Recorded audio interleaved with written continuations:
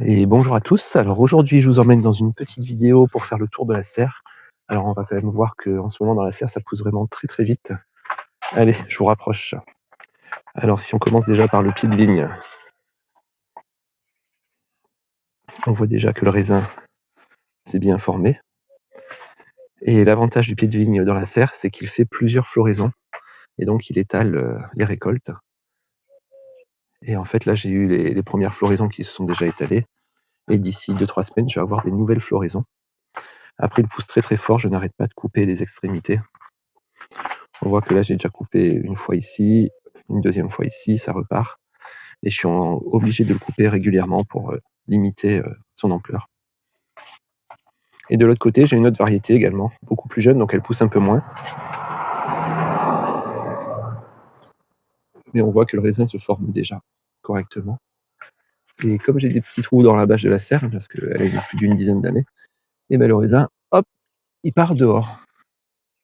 Dans la lasagne centrale, ça a également beaucoup poussé. On voit que les plants de tomates, là, ils mesurent 1,80 m à peu près, là. Donc ils fleurissent régulièrement. Alors grâce au voile d'ombrage, cette année, j'ai quand même une meilleure réussite au niveau de la fécondation des tomates.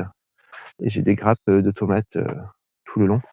C'est vrai que l'année dernière, j'avais pas mis le voile d'ombrage et beaucoup de tomates avaient avorté. Les oignons, c'est pareil, ils poussent bien. Le seul problème, c'est que la lasagne reste beaucoup humide et j'ai eu quelques oignons qui ont pourri. Alors là, ceux-là, pour l'instant, ils ont l'air de bien aller.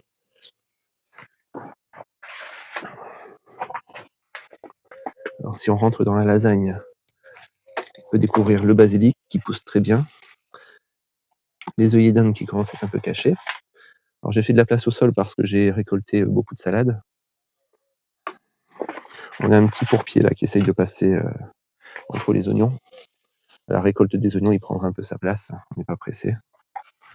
Donc après, on voit la différence aussi suivant les variétés. On a cette variété-là qui a déjà formé des tomates vachement grosses. Et la variété qui est juste à côté, qui est à peine en train de démarrer. Pourtant, elles ont été plantées à une semaine d'écart. Bon, ça, c'est pas gênant. Il me faut des tomates pour toute la saison. Et dans la serre ici, je peux, si j'arrive à arroser tout l'été, à récolter des tomates jusqu'au mois de novembre, peut-être même décembre.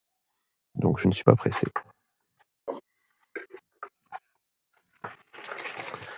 Là, si j'avance un petit peu dans le premier week-end bed, alors j'ai le pied de courgette qui se plaît vraiment énormément. Et ça va faire au moins 2 semaines qu'il me donne une courgette par jour, minimum. Donc là, elles sont un peu petites, là, elles étaient en manque d'arrosage, j'ai arrosé hier, ça devrait le faire. Donc c'est quand même vachement pratique, parce que je remplis la réserve d'eau une fois par semaine, et ça tient quasiment tout le long. Alors dans le deuxième week-end bed, le pied de tomate se plaît relativement bien. Alors j'ai pas eu le temps de manger ces salades-là, je pense que je vais les laisser, ça fait un peu de frais, et elles vont monter en graines, et ça me fera un peu de semences.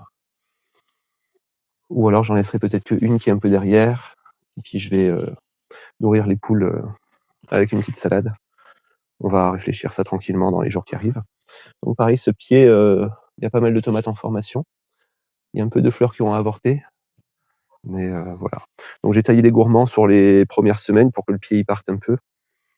Et là, j'ai laissé un peu partir plus de gourmands. Je retaillerai un peu d'ici 2-3 semaines pour faire de la lumière là où je veux. Parce que si je laisse faire, je ne pourrai plus rentrer dans la serre. Et le troisième walking bed, c'était avec les pieds de cornichons. Alors ils ont eu un peu du mal à partir, les pieds de cornichons. Mais tout d'un coup, là, cette semaine, j'ai un peu oublié d'y aller.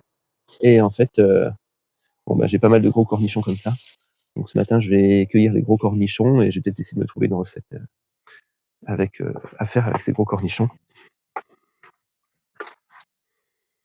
Alors en culture classique, là, alors, je crois que c'était un pied de courgette que j'avais acheté, mais en fait, je pense que ça ressemble plutôt à une courge. Donc lui est vraiment parti très très fort là. Il grimpe déjà là-haut. Et je pense que je vais lui faire le tour de la serre. Petits poireaux plantés ont repris. Alors je sais pas s'ils auront assez de lumière pour bien se développer à côté de la courge. On verra bien. Donc ici, j'ai fait quand même une grosse récolte de salades. J'en ai replanté des nouvelles qui sont déjà quand même assez grandes. Et ce que j'ai fait dans cette partie-là, j'ai fait une petite bouture de muroise ici, qui a l'air d'avoir reprise. le pied de Cosmos qui fait ses premières fleurs. J'espère que lui va se ressemer et repoussera chaque année. Et après, on termine par la partie avec les oignons qui me libéreront un peu de place cet été. Et je pourrais peut-être anticiper quelques cultures d'hiver ou d'automne dedans. Là, j'ai un pied de tomate qui est un peu envahi par la bourrache et la verveine qui est derrière. Ouais, je vais essayer de faire un petit peu de place après. Et donc là, au premier plan, la verveine qui se développe assez bien. J'en cueille régulièrement pour les tisanes. Et voilà. Donc on voit quand même que cette serre, elle profite bien. Les seules choses qui ne poussent pas trop pour l'instant, ce sont mes pieds d'aubergine. Donc ils ont repris, hein, ils ont l'air en bonne santé. Il y a un petit peu de pucerons dessus. Il commence à avoir un peu de floraison, mais voilà, ils restent petits. Donc je vais peut-être leur rajouter un petit peu de terreau au pied. Ça leur fera peut-être du bien.